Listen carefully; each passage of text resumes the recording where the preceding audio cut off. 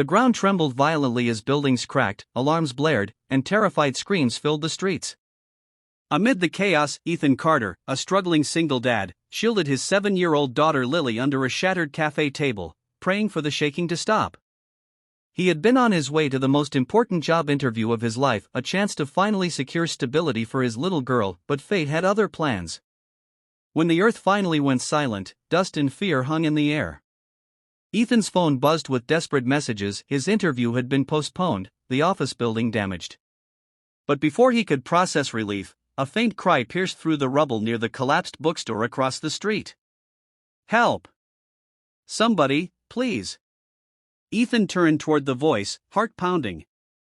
People were running in every direction, terrified of aftershocks. No one stopped. But Ethan couldn't ignore that desperate sound. He looked at Lily, trembling in his arms. "Stay right here, sweetheart. Daddy will be back," he promised. He sprinted toward the ruins, pushing away fallen debris with bleeding hands. Beneath a cracked beam, he found a woman unconscious, trapped from the waist down. Dust covered her face, but he could see her faintly breathing. "Hang in there!" Ethan shouted, trying to lift the beam. It wouldn't budge. He screamed for help, but no one came.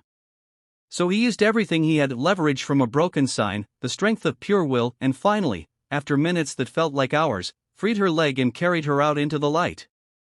Her pulse was weak, but steady. Ethan laid her on the sidewalk, tore his own shirt to bandage her bleeding forehead, and whispered, "You're safe now. You'll be okay."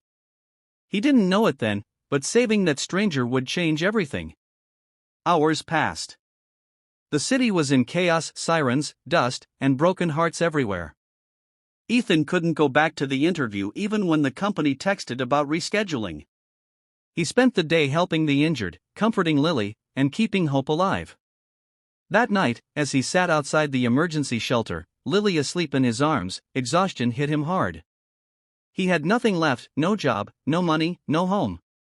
Just the same dream that somehow tomorrow would be better. The woman he saved was taken away by paramedics earlier. He didn't even know her name. Still, he prayed for her. "Please, God, let her live," he whispered into the cold night.